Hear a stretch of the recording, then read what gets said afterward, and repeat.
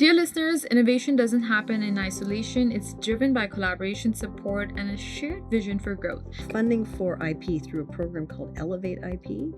And we also are a partner of IPOM, which is the Intellectual Property Ontario organization. Support and networks like Spark Centre are always there to help reach your potential, so take that step forward. Of our 216 companies, 64 of them are newcomer companies, and between the capital that they bring and the contribution, they're making a $23 million contribution to Ontario's GDP. Listeners, resilience is the key to success in any venture, and challenges will always be there, but so will opportunities. Surround yourself with the right mentors and communities like Spark Centers that can help you transform challenges into stepping stones.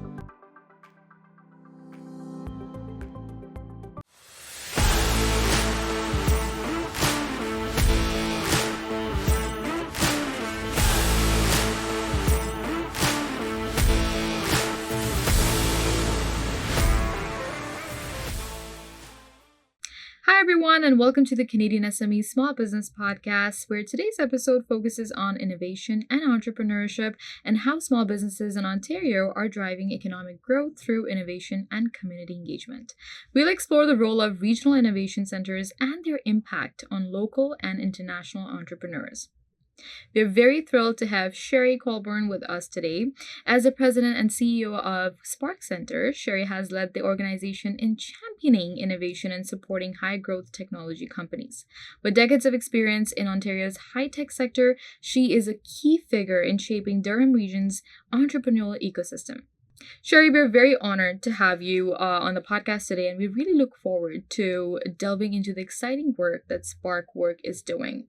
Now, to begin things in this conversation, the Durham region has become such a beacon of innovation and entrepreneurial growth in Ontario with its rich ecosystem and the support for new ventures. And it's no surprise that Durham is attracting innovators from around the world. Could you tell us how Durham region's entrepreneurial landscape has evolved over the years? Yes, in a word, scaled. I'll probably use lots of SME buzzwords. The ecosystem there has scaled significantly in the last 7 years. When I joined Spark, it had all the great roots of a good foundation, but they hadn't yet sort of come to light or built up. And so one of the things that we were really focused on was making sure, and I was very focused on, was really showcasing the assets that are in that region so that we could build a strong, attraction engine for the region. Right. And were there any factors that contributed to this transformation? Yeah. The first one, I think the key one was collaboration. You cannot build a strong ecosystem without collaboration.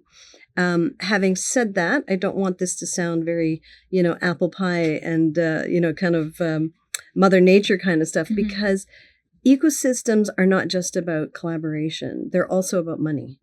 You cannot build a strong entrepreneurial ecosystem without funds. So whether that be funding from government that was supporting us to put the energy into helping support the ecosystem, or angel investors, VCs, government funding, these are all really key to developing a strong innovation ecosystem. And then I guess the other thing I would say was kind of critical mass of innovators. When I arrived at Spark Centre, we had, a smaller group of entrepreneurs that were in our community. And the thing that really struck me, because of my own career in tech and having lived around the world, as we were just speaking of, you really need to have a core, strong foundation of entrepreneurs. And since we didn't have that, I really wanted to explore how we could attract phenomenal international entrepreneurs to come and land and make their businesses in Durham Region. And No, that's truly inspiring, Sherry. I mean, the way Durham Region has been able to attract and nurture Mm-hmm. innovation is a testament to the strong support system that is in place. But what role does Spark Center play in this ecosystem, and what are the unique opportunities do you offer to entrepreneurs that are looking to establish or grow their businesses? Yeah, great question. So first and foremost, Spark Center is one of 17 regional innovation centers across the province that is in part funded by the Ministry of Economic Development, Job Creation and Trade. I will refer to them as MEDCAT going forward. They that really gives us a bit of core funding to make sure that we can kind of keep the lights on and support those entrepreneurs that want to come into the community. And then I think the really unique factor for Spark is our startup visa program. So we became early on, this is kind of something that stems from my background because I have worked and lived all over the world, and I know that there are phenomenal innovators around the world. I wanted to join as a designate of the startup visa program, and we did that in, I think it was 2018. Right. And we kind of tippy-toed into that world because we really didn't know what that entailed. But we learned as we went. And, here we are today. We've probably supported, oh gosh, I'm going to say well over 300 entrepreneurs, clients, businesses to come to the region. We haven't landed them all yet because it is, of course, as you know, a lengthy process. Yes. But at this point, and I'll talk more about it later, we have landed about 64 international clients. And so those are sort of the two, I think, key unique factors of Spark Center. That's amazing. And it's so interesting because over 98% of businesses in Canada are small businesses, contributing to nearly 70% of private sector employment. Now, how do you think initiatives like the Spark Center help small businesses make a significant impact on Canada's economy? Oh, goodness. I think, it's math, right? I think, earlier we were speaking about sort of one to many. So Spark is a unique organization, but within a network. And so we use that network to take what we do and amplify it. In the same way that we attract entrepreneurs, we are able to give them as a one access to connections, funding for intellectual property, advisory, co-residency, access to mentors, connections to industry. There's just so many ways that, because of the way we've sort of implanted ourselves inside the region and built a network of, many other players, that's really, I think, the recipe for our scaling and assistance to entrepreneurs. Of course, and it's so incredible to hear how Durham Region and Spark Center are working together to build a thriving entrepreneurial community. We love that. Now, this type of ecosystem is also very essential for fostering innovation and supporting local businesses. Now, based off of that, let's delve into some of the key initiatives that Spark Center has been working on and how they're making a real difference. Dear listeners, innovation doesn't happen in isolation. It's driven by collaboration, support, and a shared vision for growth. So if you're a business owner or an aspiring entrepreneur, please remember that there are resources and communities like Spark Center that are ready to support you on your journey. Don't hesitate to leverage the power of your network. Sherry, could you please share some of the key initiatives that Spark Center has been working on recently, and how are they helping entrepreneurs thrive? Yes. So we have a lot of initiatives that we work on. Our first one I think I talked about, which was as a regional innovation center. That is what we call our RIC funding. That helps our entrepreneurs with, residency, mentorship, I call it the backbone of their companies. Then we have initiatives like there's a number of intellectual property initiatives ongoing right now within the province. For example, we are a delivery partner of CTM, which is Canadian Tech Network, for funding for IP through a program called Elevate IP. And we also are a partner of IPON, which is the Intellectual Property Ontario organization. These are initiatives that provide funding directly to the entrepreneurs to develop intellectual property strategies, get funding to actually file their patents, their provisional patents. So phenomenal program. We also are the consortium lead for an organization or an initiative, I should say, called OVIN. So that's the Ontario Vehicle Innovation Network, which is a smart mobility program funded by the Ontario Centre of Innovation. Okay. And so we have a number of clients that are very specialized in electric vehicles, smart mobility, smart transportation, and that program is really a pot of money that can be funded to those clients for advancing electrical, EV technology and transportation. We recently announced, I think it was back in July, a funding that we received from FedDev, right. Southern Ontario, and that was really for our Landing Pad Accelerator program. That's a program that supports newcomer entrepreneurs. So these would be in the tech and innovation space, and specifically EN3, which is engineering, energy, and the environment. So it's kind of a wide scope, but really funding to help them land in either Durham Region or some of what we call our landing pads east of Durham. So think Belleville, Kingston, Cornwall, Trenton, Quinte. So these, I'll call them tier 2 with no disrespect to those communities, but they're tier 2 cities that have very strong economic frameworks. And what we're trying to do is make sure that these innovative businesses look to those smaller communities to build businesses, because, of course, since COVID, we've learned that we don't need to be necessarily in downtown Toronto. Right. Then we have our startup visa program, which is called CAPE, right. The Canadian Acceleration Program for Entrepreneurs. It's a very comprehensive program, 18 months long, and it really is designed to support international entrepreneurs really get their feet down, advance their solutions to technology readiness level 9, which is virtually commercialization within that 18 months. It's a very accelerated program. And then I'll just give you 2 more. So many initiatives, I could talk forever about them. We have another one, which is for newcomers. It's called Talent Track. Right. That is a program that supports what I like to call legacy industry partners. So think healthcare, construction, logistics, who are suffering under critical talent shortages.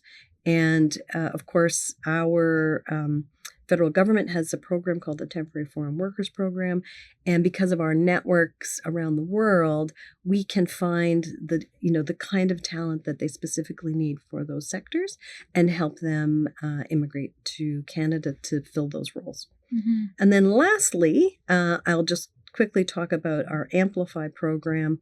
The Amplify program is a program that helps both small business and tech entrepreneurs, so it's not defined only for tech, who are either trying to scale their business sort of to the next level, like maybe they're at 2 or 3 million and they want to get to 5, or they are companies that have been around for a long time. Maybe they're more Main Street businesses that are really operated by people that are about ready to retire. 76% of our small business owners are going to retire in the next 10 years. Wow.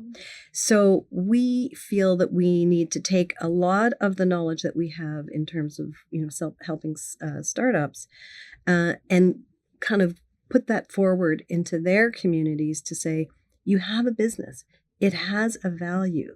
Let us help you build the valuation of your business so that you can sell that business to a next generation. That could be family or it could be someone completely separate, right, to continue the health of that business within that community. Because if those businesses close, many of our economic centers, these smaller communities will falter. And so we're very interested in keeping all of these communities, tech as well as non-tech, healthy. Oh, that's a great impact. I mean, it's so impressive to see how Spark Center initiatives are designed so carefully to cater to different stages of the entrepreneurial journey.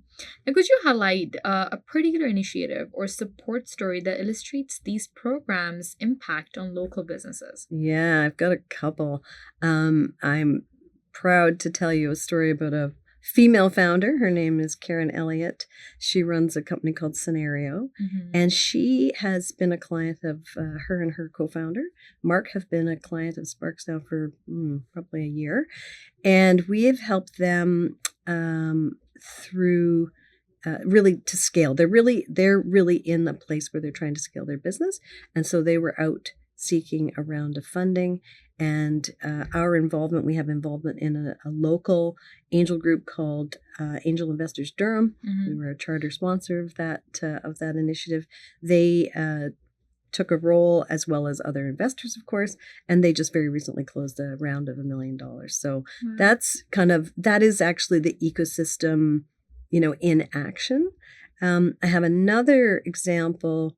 A young man that works with us, Joel Nascimento. He's the founder of a company called Kavaris. They think of municipal services performed by autonomous robots. It's very sci-fi. It's really cool. He's one of our internationals. He was one of our first internationals that went through our program. He's with us. He's been with us now, I think, almost 5 years. Wow. And it's a challenging journey when you're a newcomer because you're not landed yet. And so many of the programs you can't access because you don't have a PR. Correct. Anyway, we've been supporting Joel, and he's been doing an incredible job.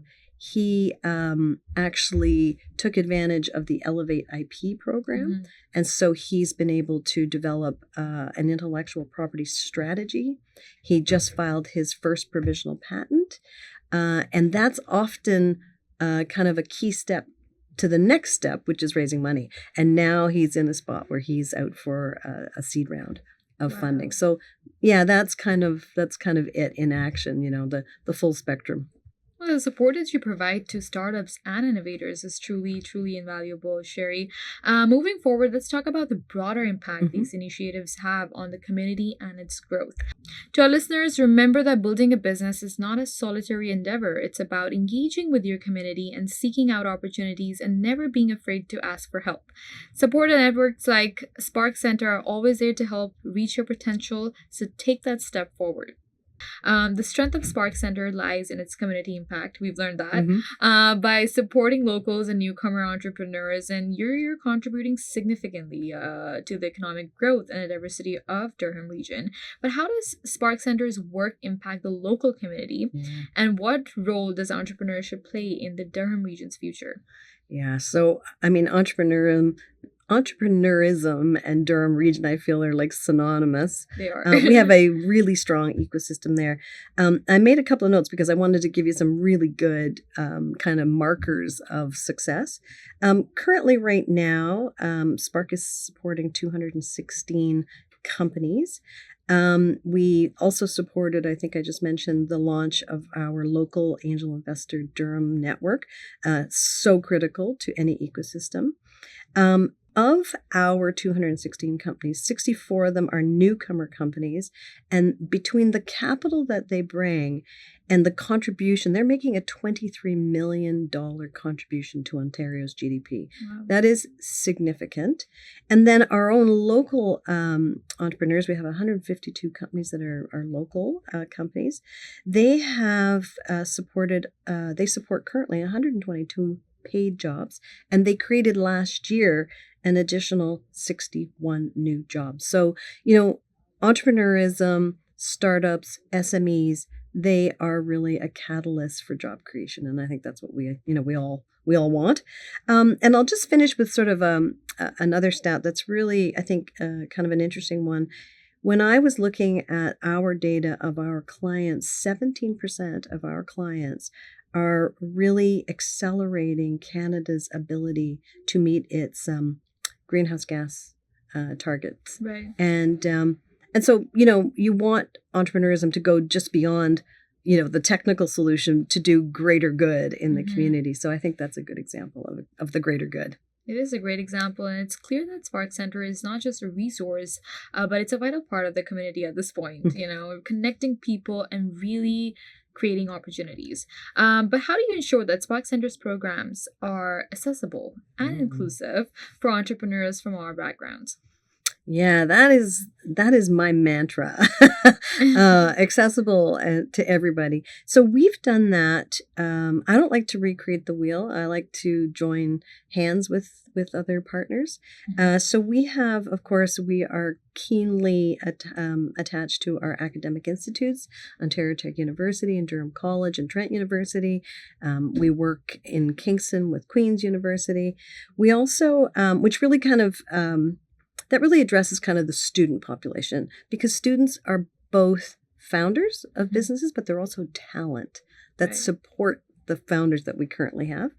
We also partner with PARO. PARO is a nationwide organization that supports female entrepreneurs. They've been a partner of ours now for several years. We also are partnered with the Canadian Black Chamber of Commerce. Okay. So we're trying to ensure that our Black community of entrepreneurs feel supported, seen, heard. And lastly, and not least by any stretch, we partner with an organization called Aquaho. And they are really a group that support our Indigenous entrepreneurs. So we really try to go the whole spectrum. Of course, I've mentioned Spark supports internationals because of part of our mandate with the Startup Visa program. So I think we have a pretty wide spectrum support structure for everybody to come and play in the entrepreneurial ecosystem. We love the dedication to keeping it all inclusive and accessible for everyone. Everyone has a fair chance to thrive. We'll be right back after this short break to continue our conversation with Sherry. Please stay tuned. You dreamt big. You made the leap. You and your "we're not stopping at small" business. Doesn't matter you've never done it before. You unlock those problems. You adapt to change. You learn to evolve. You're pioneers in challenging times, finding your own frontiers. Wherever you e-commerce, UPS is with you. So nothing is going to hold you back. 4 billion people check their email every day. That's 4 billion missed opportunities if your message doesn't make it. To reach your customer's inbox, you need a winning strategy. And Constant Contact delivers. Literally, over 97% deliverability. Elevate your email game with easy-to-use templates, writing assistants powered by AI, and in-depth metrics. Ensuring your email is flawless, delivered, and read. Constant Contact delivers. Give it a try. At IHG Hotels and Resorts, we're in the business of you. We're here to help you plug in, connect, and recharge. make an impression, and meet with confidence. With 19 brands built for business, your business gets even more rewarding. With an award-winning loyalty program at 6,000 IHG hotels and resorts worldwide. Welcome back. Let's dive back into our discussion and explore the challenges entrepreneurs are facing today and how Spark Center is supporting them in overcoming these hurdles. Now let's explore the challenges that entrepreneurs face and how Spark Center helps overcome these hurdles, because starting and growing a business comes with its unique set of challenges. Yes. Sherry, you know firsthand that from securing funding to navigating complex regulations, entrepreneurs often need like a boost or a robust support system in place. Yeah. What are some of the biggest challenges that you see entrepreneurs facing today, and how Spark Center helping them navigate these obstacles? I can rhyme off 5 things, but if I didn't say the one that they would say, I wouldn't be doing my job. The key struggle is money.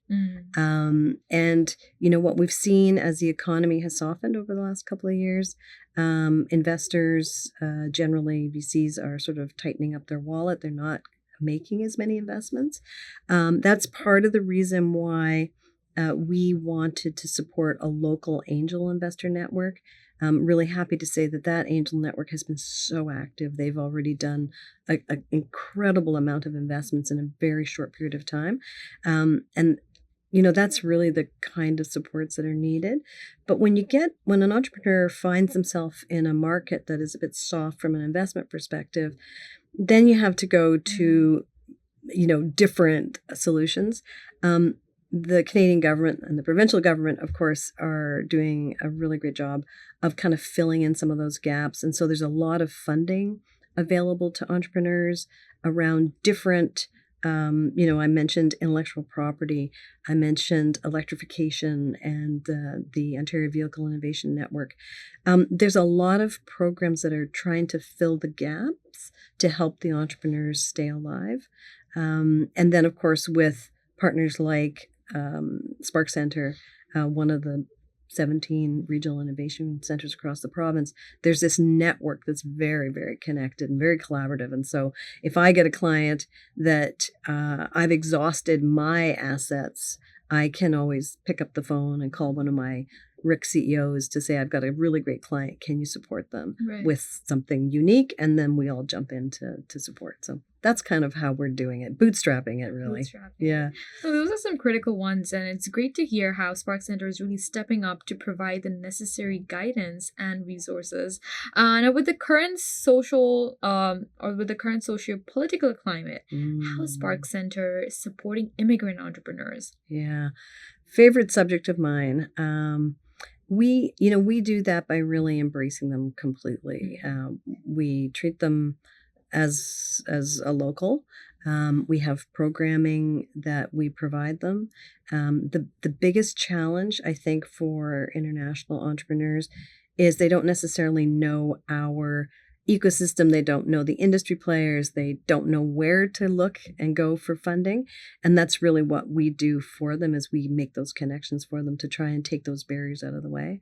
I often say to our entrepreneurs, whether they're local or international, there's kind of, in my mind, 4 kind of key ingredients to sort of staying alive. One of them, of course, is bootstrapping. Everybody has to have what I call a bootstrap mindset. Obviously, our internationals they're committing money to their businesses to get them up and growing.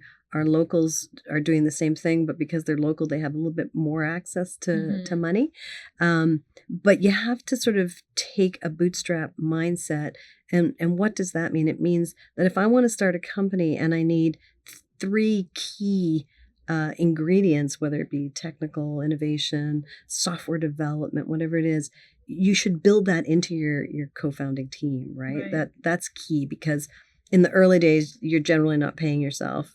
And so you want to have the talent that can actually move the solution forward, irrespective of anybody getting any money. And then I would also say the other thing would be to really, tap government programs. There's so many of them in the province of Ontario and federally, that to not make yourself aware and tap into those programs is it's leaving money on the table, frankly. And you can leverage those dollars to sort of take your business to sort of higher levels. The third thing I would say is really surround themselves with people that will stretch them. Nobody likes to be told, no, your idea is not great. Nobody likes to be told you need to go back and, rejig your financial numbers. They're not making sense. But it's so critical for entrepreneurs to have people that will stretch them.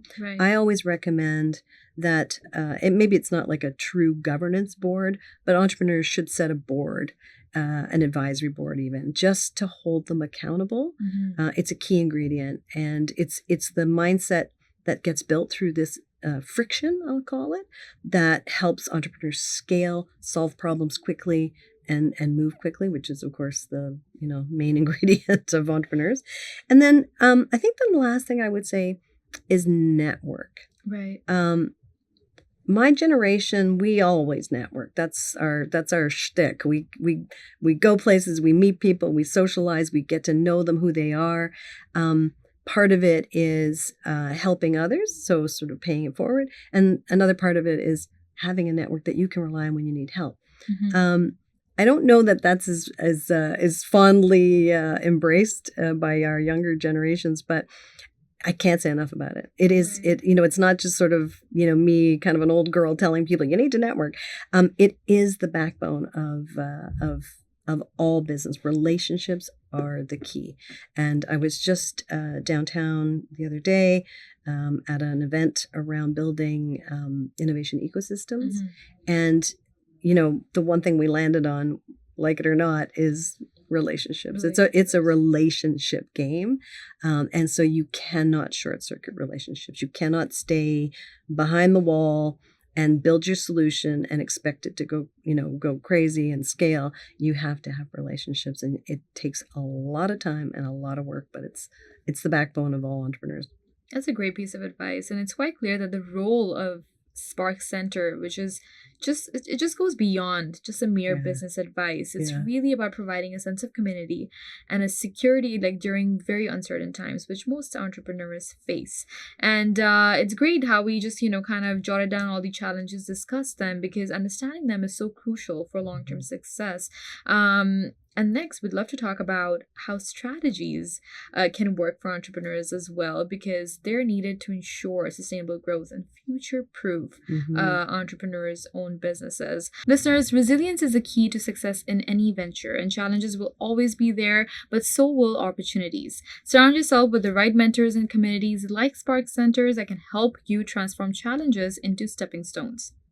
Now, as businesses overcome immediate challenges, it's essential to focus on future-proofing their growth.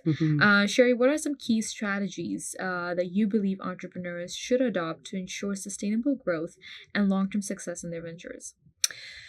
Yeah, I think, and this is probably going to sound a little corny, but curiosity is really, truly the backbone of innovation and invention. And so I feel that entrepreneurs at all times need to take a sort of a perspective of learning. It is the key ingredient. You don't know what you don't know. You may think because innovation, when we come up with an idea, it's usually because of a pain point we've had ourselves, and so we believe that gives us insight as to what that solution should be. But the reality is, you're only one person, and when you're going to build a business, you need to sell to many, and so you need to be talking to your clients. So you start with curiosity. You have to be kind of unabashedly bold with your idea. Go talk to clients. Let those people kick your idea and tell you whether it's good or not. Right. So you're not overbuilding. And then really some of the other things that I just talked about, bootstrapping, making sure you have the talent at your own table to fulfill the goal that you're trying to achieve.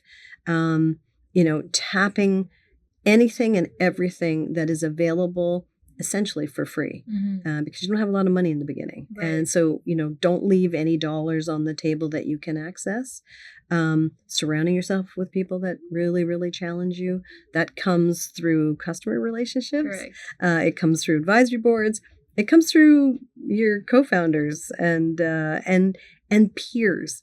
And I think that's kind of where the whole concept of startup incubators really, the rubber kind of hits the road, because, we've got this community of like-minded people who are all struggling with the same things, albeit maybe in different fields. But we, as the incubator, are connected to the industries that they want to connect to. And so it's this kind of interesting, kind of a mosh pit of activity, but it's something that works. It works. It's back to networking. You got to get the relationships going. That's fantastic advice, Sherry, because focusing on sustainability and having clear long-term strategy can truly set businesses apart and ensure that they thrive in any environment. Now, with Spark Center's experience in supporting, high-growth technology companies, what role do you see your organization playing in helping entrepreneurs build these sustainable growth strategies? Yeah, we are. I think we are just we're the foundation. We are, the provincial government had the foresight to build these 17 regional innovation centers across the province. We are kind of like the center of our regional, our own regional play. And we have all of the ingredients because most of the people that are in that organization have either been touching entrepreneurism or have been entrepreneurs. Right. And so we know the pain points. We know, just how hard it is. We know what it feels like when you don't have any money for payroll. So it's, we take it on as our mandate to have the skills, the networks, the clients, the access to government, the government programs like the Elevate IP program or IPON. There's just so many organizations that as one entrepreneur, you would probably struggle to figure out where they all are and how they can help you. And I think the beauty of our provincial innovation system is that these 17 centers have really made it their mandate to know all of that information. And we share that amongst ourselves so that we're completely always abreast of, what funding's available, what's happening in the ecosystem, where, what's going on globally. And we share that with our founders so that they can get a leg up quicker. Amazing. It's been incredible to hear your thoughts on sustainability and strategic planning, Sherry. And your insights have shed light on how entrepreneurs can look beyond short-term challenges and build a solid foundation for their future. But again, thank you so much for all the advices that you've shared. But before we let you go, Sherry, what would be your final piece of advice for aspiring entrepreneurs? Get ready to work. I think sometimes entrepreneurs maybe sometimes people enter entrepreneurism with this idea of, I don't want to work for somebody else, I want to do it myself. Being a lone founder is really the hardest job in the entire world. Mm-hmm. So for all founders, just be ready to do the work because there's no shortcut. There is no shortcut. All about the work. All about the work. Thank you so much, Sherry, for joining us today. It's been an absolute pleasure to be able to share your expertise with our audience today and the great work that you're doing with Spark Center. Thank you. Thank you for having me. Today's conversation with Sherry Colbourne highlighted the innovative work being done at Spark Center and how the organization is contributing to the entrepreneurial success and the economic growth of the Durham region. From career initiatives to community impact and support for diverse entrepreneurs, Sherry's leadership sets a strong foundation for future growth. We'd also like to sincerely thank our partners, RBC, UPS, Constant Contact, IAG, and Google for their invaluable support in making these conversations possible. To our listeners, please don't forget to visit our website, CanadianSME.ca, to subscribe to the Canadian SME Small Business Magazine for more such insightful content and resources that empower small businesses across Canada. Again, thank you for tuning in, and we'll see you in the next episode.